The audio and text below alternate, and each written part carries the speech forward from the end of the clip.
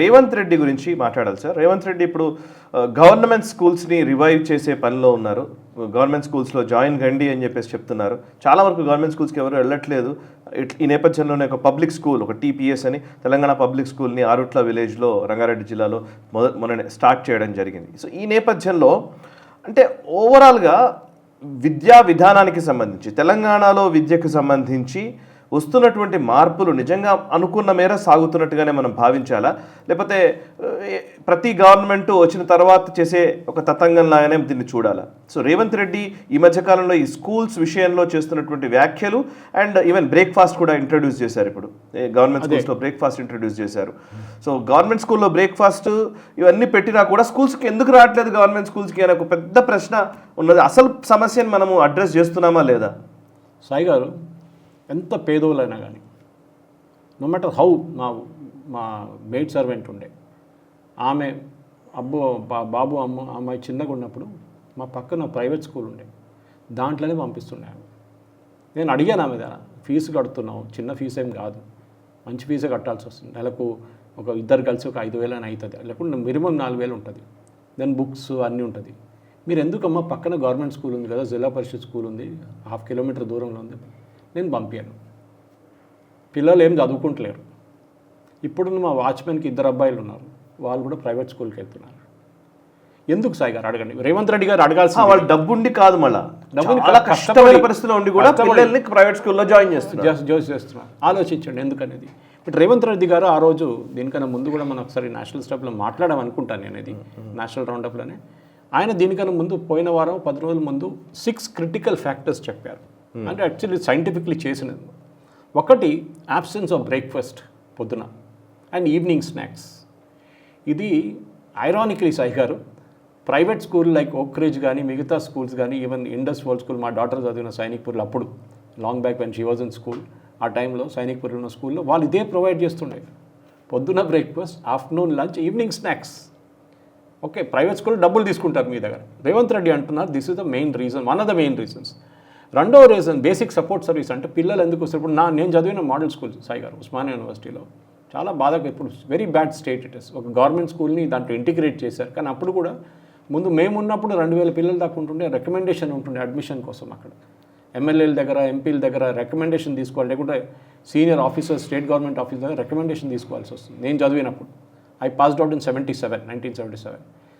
ఇప్పుడు అక్కడ 300 పిల్లలు కూడా లేరు సాయి గారు. మేము అలుమ్ని టేకప్ చేసినప్పుడు టాయిలెట్ లేకుండే మేము కట్టించాం, లైబ్రరీ లేకుండే మేము చేపించాం, ఇదన్నీ చేపించాం సాయి గారు.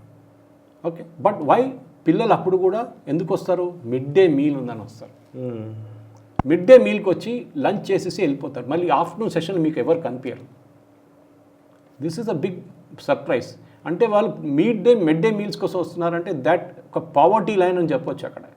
సో రేవంత్ రెడ్డి గారు అంటున్నారు మార్నింగ్ బ్రేక్ఫాస్ట్ ఇస్తే మార్నింగ్ వస్తారు, ఆఫ్టర్నూన్ లంచ్ ఎట్లయినా ఉంది, ఈవినింగ్ స్నాక్స్ ఇస్తే ఈవినింగ్ దాకా ఉంటారు. చూడండి, ఈవినింగ్ స్నాక్స్ ఇస్ ఇంక్లూడెడ్. ఇదొకటి పేరెంట్స్ ఎక్స్పెక్ట్ చేస్తున్నారని చెప్తున్నారు. రెండోది ఏమైనా ఎస్పెషలీ రూరల్ ఏరియాస్లో, అర్బన్ ఏరియా అంటే నాన్నగారు తీసుకెళ్ళి బైక్ మీదనో అక్కడ ఇచ్చేస్తారు పిల్లల్ని స్కూల్లో. రూరల్ ఏరియాస్లో పిల్లలకి 5 కిలోమీటర్లు 10 కిలోమీటర్లు అంటే బస్సులు లేవు, గవర్నమెంట్ బస్సెస్ కూడా లేవు, స్కూల్ బస్సెస్ కూడా లేవు అక్కడ.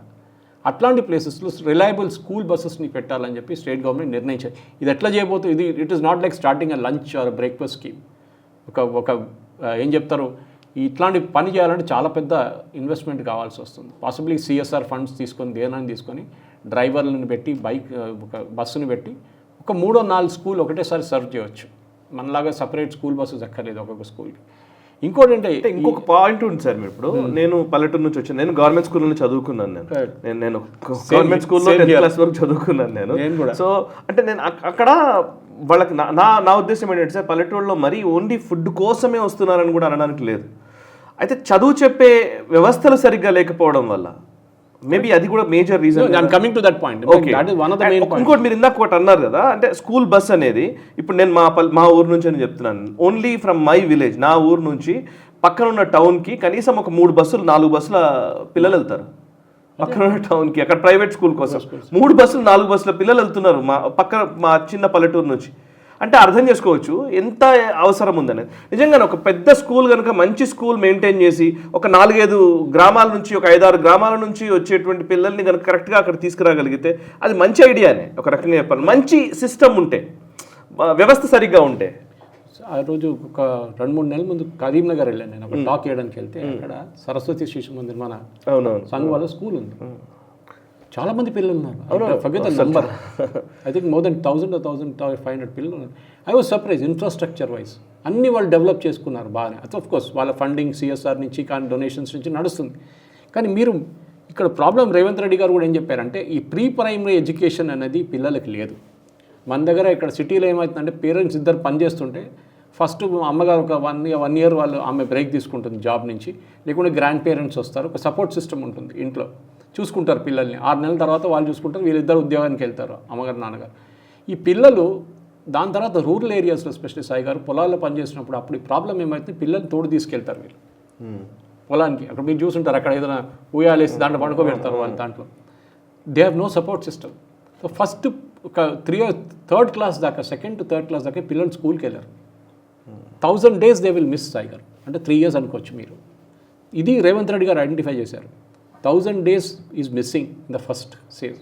అక్కడే వీళ్ళ వీక్నెస్ స్టార్ట్ అవుతుంది పిల్లలు. అంటే అంగన్వాడీలు ఉన్నాయి కానీ అవి కూడా పని సరిగ్గా లేవు. Education is different from Anganwadi. అంగన్వాడీలో మీరు తీసుకెళ్ళి ఎడ్సెస్ వాళ్ళు చూసుకుంటూ ఉంటారు, పిల్లలు అక్కడ పోతారు, ఇక్కడ ఏదైనా ఆడుకుంటారు. అంత ఎడ్యుకేషన్ అండి మన దగ్గర మనకు తెలుసు. ఇక్కడ పుట్టంగానే మనం ఇమీడియట్గా ఎల్కేజీ అడ్మిషన్ చూస్తాం, దానికి ఏదో యూకేజీ, దాని ఫస్ట్ సెకండ్ అక్కడి నుంచి స్టార్ట్ అవుతుంది అనమాట. ఇప్పుడు ప్లే స్కూల్ కూడా స్టార్ట్ అయింది.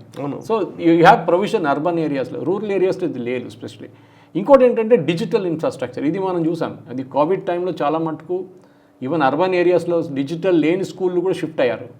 ప్రైవేట్ స్కూల్స్ డిజిటల్ మోడ్కి వచ్చేసారు. స్క్రీన్స్ అది ఇది పీపీటీ చెప్పడం, టీచర్ ఎక్కడ ఉంటారు, పిల్లలు ఎక్కడ ఉంటారు, ఇది కూడా లేదు. ఇంటరాక్టివ్ లేదు. టెక్ డివన్ ఏరియాలో పేరెంట్స్ ఏం చూస్తున్నారు, నేను ఒక ఎంత పేదోడైనా కానీ మా పిల్లలు మంచి డిజిటల్ స్క్రీన్ చూడాలి, మా పిల్లలు కొంచెం బేసిక్ ఫోన్లోనే చూసుకుంటారు వాళ్ళు.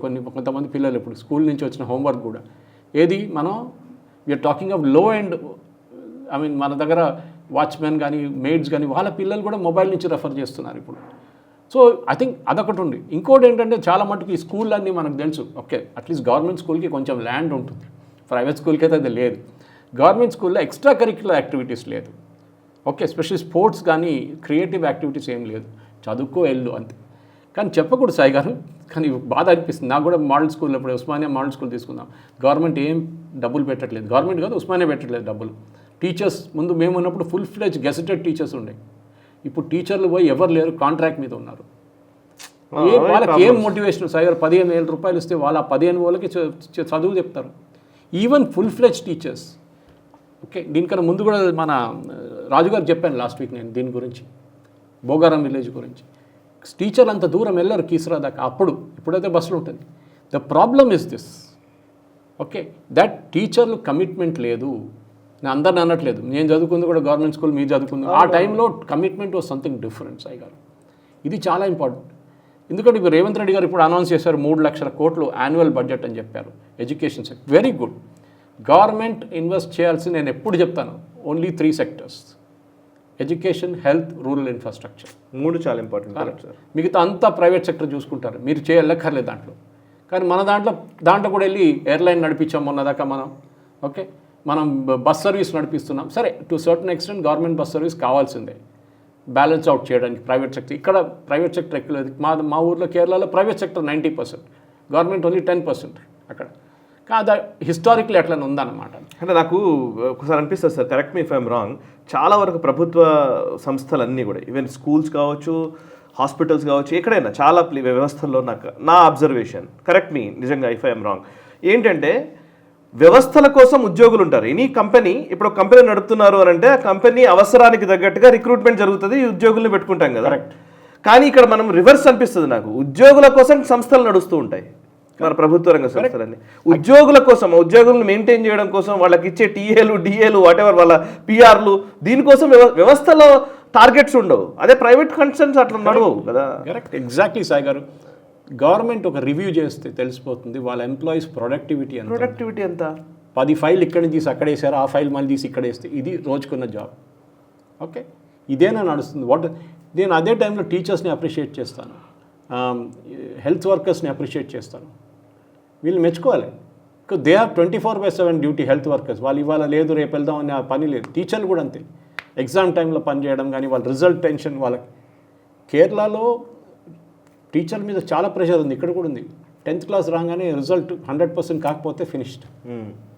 వాళ్ళు ఓన్లీ మార్క్స్ చూస్తున్నారు, అదో ప్రాబ్లం మళ్ళీ. సో ఇప్పుడు రేవంత్ రెడ్డి గారు ఏమంటున్నారు, 8% మేము స్టేట్ బడ్జెట్లో ఖర్చు పెడతాం. Very good thing, very good, very good. 3%, 4%, 2% కూడా ఖర్చు చేయట్లేదు ఇప్పుడు మిగతా చాలా states. I don't know what తెలంగాణ's యాక్చువల్ బడ్జెట్ ఇస్. బట్ ఇప్పుడు ఆయన ప్రపోజ్ చేస్తున్న 8% అంటే 3 లక్షల కోట్లు యాన్యువల్ బడ్జెట్. దాంట్లో చాలా మటుకు I think will go for infrastructure, school building కానీ దాన్ని ఇంప్రూవ్ చేయడం. ఫస్ట్ ఆయన తెలంగాణ పబ్లిక్ స్కూల్ అని చెప్పి ఆరుట్ల విలేజ్ రంగారెడ్డిలో ఇనాగ్రేట్ చేశారు.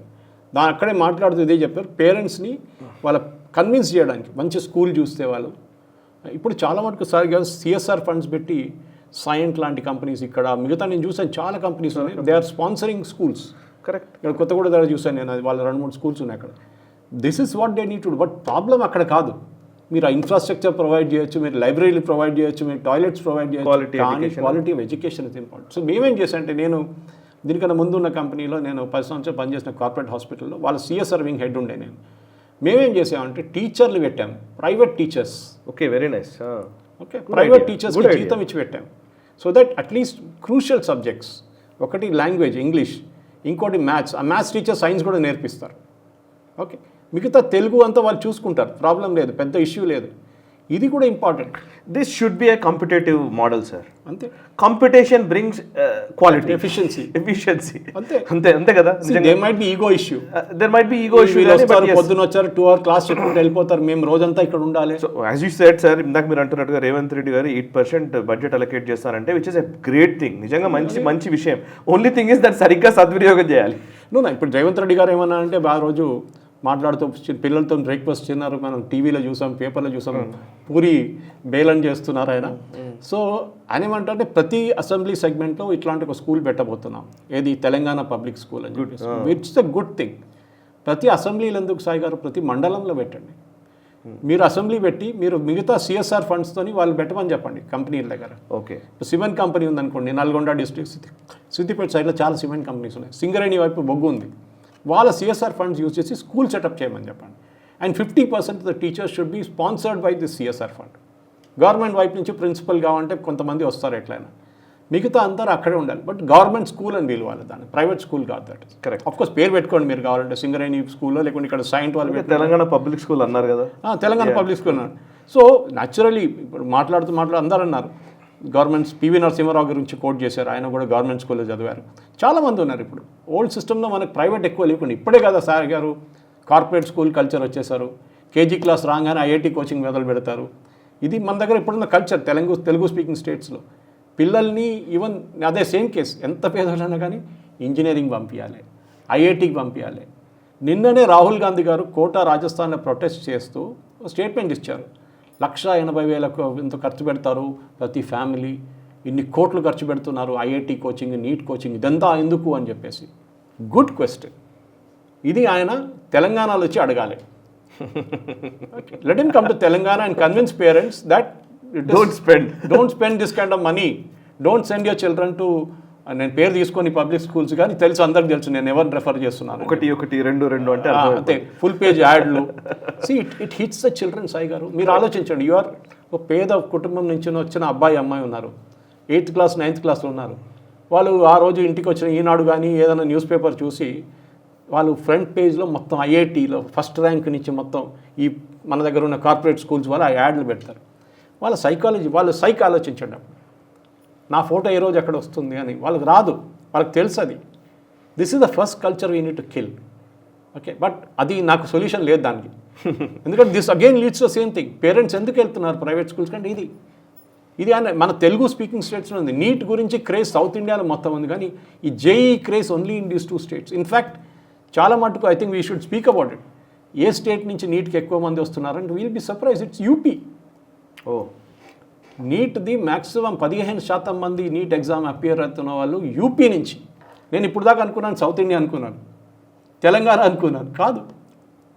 కోటా రాజస్థాన్ అంటే మనం అర్థం చేసుకోవచ్చు, కోచింగ్ సెంటర్స్ చాలా అక్కడ ఉన్నాయి, పిల్లలు అక్కడికి వెళ్తారు, అక్కడ ఎగ్జామ్ రాస్తారు వాళ్ళు.